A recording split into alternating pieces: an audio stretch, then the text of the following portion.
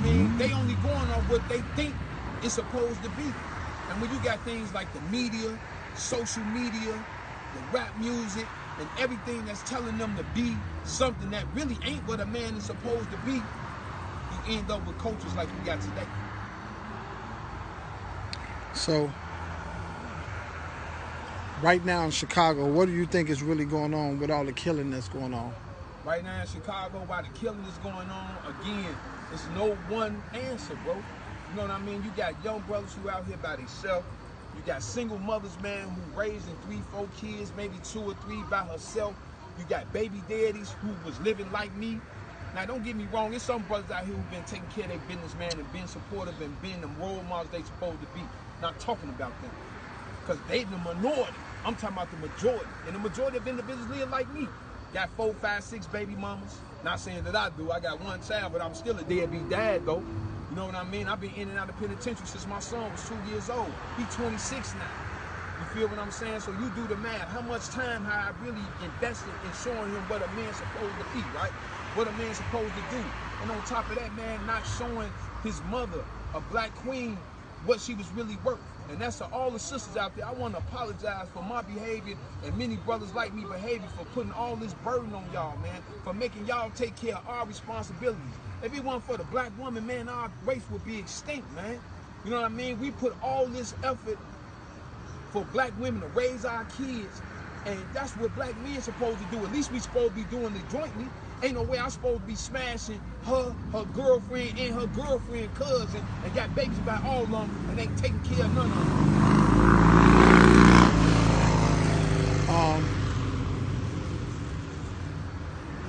Where do you think that all the young kids are getting these weapons from, these guns? Like, how is it that our community is flooded with more guns than books? That's a deep question, that G. Like, that's a deep question, right? But I will say this: it's a combination of things, because you know we got other states, like we right next door to a state that sell guns, Indiana. So it's hella guns coming from Indiana in the city. It's hella guns coming from down south in the city. You know, Chicago, man, we one of the we innovators, G. Like, we all over the place with it, right? You know what I mean? So we got antennas and arms that reach in damn near every real state outside of Illinois. We got family members in Alabama. We got family members in Arkansas. We got family members in California. We got family members in Detroit. We got family members somewhere everywhere, New York. You name it, we got people there. And so that's an influctuation of guns. I'm gonna tell you something though. You ever thought about it? How in every neighborhood we got an Arab store, right? And in every Arab store, they one of the guys. So just say, for instance, this GDs in this area, and this is an Arab store, the Arab GD. If you go to a Vice Lord neighborhood, and it's an Arab store, and the Arabs Vice Lords.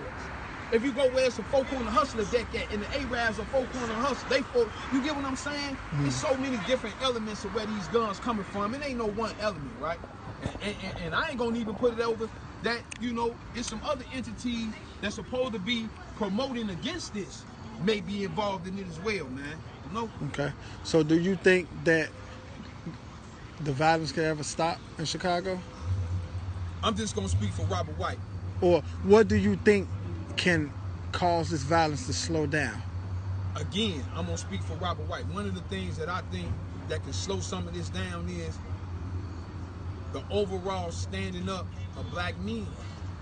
That's first and foremost. Like with real black men, like, stand up for our youth, man. Stand up for our communities. Stand up and show our black women and our black children love like we supposed to, G. I'm talking about a great deal of this will be able to shift. You know what I mean?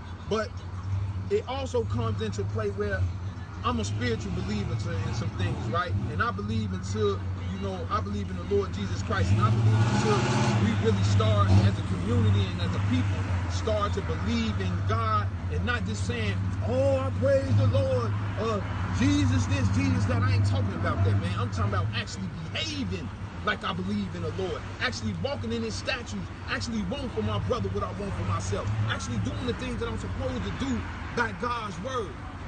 Then I think that we can have some change, man. But again, I don't think that any of this is going to change overall. But what I will say is, that don't absolve me from trying to change the world. I can't change the world. I ain't confused. I can't. I got people telling me, Joe, you can't stop the violence in Chicago. It's gonna always be that. You know what? They probably right. But that don't mean I ain't gonna try to stop it though. That don't mean I'm gonna keep on just saying, you know what? I can't stop it, so I ain't gonna do nothing. This ain't that, man. So tell the people, how young were you when you jumped off the porch? And what is jumping off the porch? And what made you jump off the porch? What made me jump off the porch? What is jumping off the porch, and how old was it? I'd like to say I was probably about 12 when I really started venturing in the streets. And jumping off the porch means really just involving yourself in criminal activity, being out here in these streets. That's all it really means. And what I'm gonna say for me, was one of the reasons is suffering from low self-esteem and wanting acceptance. Because you think about it, if I'm really comfortable in who Robert is, why I gotta be Blackstone in order to goddamn it feel like I'm somebody? Why I can't just be Robert? If I really feel like I don't need no group of guys to be around and feel secure, then why I gotta hang with a group of guys? You feel what I'm saying? I think a great deal of the fact that we're not comfortable within ourselves causes us to try to latch on to something. That's why so many kids, you see me going crazy and ape shit trying to get the new pair of mics. Trying to get get on, have 1 million fucking likes on Instagram and Facebook, so they do the most outlandish, stupid shit just to get that attention. But you think about it, if I'm really secure in who I am and I really love myself, it don't matter how many likes I get on Facebook, because I'm secure in who I am. I don't need your approval for me to feel secure. You feel what I'm saying? Mm-hmm. Tell the people, what do you feel that the black community is missing? There's a few things I think the black community is missing from a moral standard, and I think that's compassion for each other. I think we lack accountability towards each other. I think we lack love towards each other. I think that we devalue each other. We don't place the real overall value in each other, knowing that the only way that I can succeed is to be able to help you succeed. And those are just from the spiritual realms. I know you got some other people out there that believe, like, you know, we need things like we need finances, we need housing, we need adequate health care, we need individuals to be open and honest dealing with mental illness in our communities. We need people to deal with open honestness about sexual molestation in our communities, incest. It's a lot of things that go on in our communities that we don't talk about. You know what I mean? And it's, the youth experience this shit on a mass scale. So when we keep on trying to cover it up and act like it don't exist, it make young people want to back out, Joe. It make young people want to lash out because they see the hypocrisy in it, man. You know what I'm saying? Okay. So, Chicago. Explain Chicago to the world. Chicago is a beautiful place. Chicago is the place where innovators have come from. Chicago is the place where there's so much love, concern, and happiness that goes on. I don't want that to be overshadowed by the violence that y'all get see perpetuated on mass media. Yeah, we got shootings going on in here, but we also got some beautiful people doing great things in this city. We got some brothers that I know, some brothers that I work with that, you know, are extremely valuable and extremely invested in doing well for our city. There are some elderly people, there are some politicians. That's what's up, Sean Ford? Shout out to Sean Ford. There's some other people out here that I don't really want to say on camera because I don't know how they feel about saying that. Because a great deal of people that I deal with, we don't do it for the fame. We don't do it to get on camera. We've been doing this for years. And I think those things need to be represented about Chicago, man. We have a rich culture here. We have a dynamic culture here. And I think a great deal of that gets lost in the grand scheme of things being all violent, all gunplay, all black on black crime. You know what I mean? It's like sensationalized in the media more so than, you know, it's a lot of black students who doing extremely well in this fucking city. And they don't get the recognition that other communities get. Only the kids that really do bad or suffer from gunshot wounds and that shit get national attention. But what about some of our black kids who getting straight A's, man, and going off to colleges, having all these motherfucking scholarships from 5, 6, 7, 8 different schools? Why they don't get that same attention? Why they don't get that same platform? Because it ain't sensationalized like that. So I want people to know that Chicago ain't about all crime. We ain't about all gangs. We ain't about all drugs and just getting down on each other. It's a whole different aspect to this as well. And all I can tell an individual is you got to be from here in order to internalize what I'm saying. what advice would you have for Chicago police with helping them? A tip that you would give them that would help them get more in depth with the people? What I would tell the Chicago police is, you treat this community and the communities that you serve as if it was your communities that you live in. Treat the people that you engage like that's your mama, like that's your daddy, like that's your kids. Treat the community like you love them the way you want us to respect y'all. You know what I mean? So quit coming around here like you go stop in a demonstration. And I understand that the community as a whole looking at this no snitching thing because, well, they looking at no snitching and the police are frustrated behind that. But understand, when y'all come in our communities, and I'm not saying all Chicago police like that, because there's some brothers that's out here that's really invested. It's some brothers that come from the same lanes we come from. They just ain't never got popped and changed their life. You know what I mean? There's a lot of police out here that ain't booking brothers, that ain't trying to shoot a motherfucker as soon as they see him. They trying to give them some game. They trying to get them to give them some better ways to do things as opposed to shooting a gun. But as a whole, though, you got to think about it, man. You know, the police been real brutal and untrustworthy in the black community. I don't know about no other community, but I know in the black community, they've been untrustworthy. And for order to them to feel like they trustworthy, they got a lot of fucking work to do. We ain't just been open arms to y'all and give y'all our open-ended trust.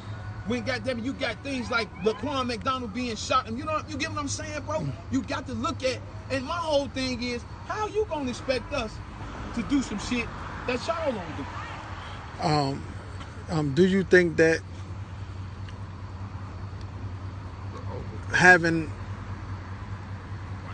do you think that Chicago police has hired too many white officers to patrol our areas? Man, do you think that's the issue? Boy, listen, I'm going to say this.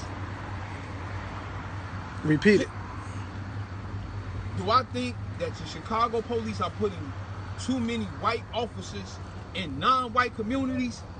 Absolutely, unequivocally, 100% motherfucking yes. And why do you say that? I'm saying that because it's a vast disconnect, bro. You know what I mean? You sending individuals to police our communities where it's already a bad stigma to begin with. Why come we can't have the majority of individuals in the black community be black? Let me ask you this. Is the majority of individuals who got them in patrol Rogers Park black? No. Is the majority of individuals who patrol Bridgeport black? So my whole thing is, how come they can do it there, but you can't do it here? And I'm not saying that white people or white officers don't have black interests, best interests at heart. I'm not saying that at all, so don't get it misconstrued. But I'm just saying, though, why can't the Chicago police put more blacks in black communities to police blacks? Okay. Why do you think that the Chicago police are so quick to draw their weapon on young black men? And what do you think about the police killings of young black males that's been going on? I'm going to say this in regards to how the police interact with us. That's one thing. But I'm going to shift this and put it back where the fuck it really need to be as far as I'm concerned for my people. Why the fuck we stand up when a black person is killed by a white officer, but when a black person is killed by a black person, a motherfucker don't do nothing? Say that again. When a white officer kills a black person, there's a great deal of protest. There's a great deal of cry and outrage. But when a black person kill a black person, motherfuckers go in their house and close the door. Why we don't have that same reverence for each other the way we do when somebody outside of us kill us? I don't understand it. How come I love you more when somebody outside of the community kill you as opposed to another fucker next door kill you? Say that, bro. Say that, bro. Okay. What message do you have for the kids growing up in Chicago right now? Like, what would you tell a 10-year-old kid that's growing up in Chicago and he say, Mr. White, I want to be just like you when I grow up? I'm going to tell him, I don't want you to be like me. I want you to be better than me. I hate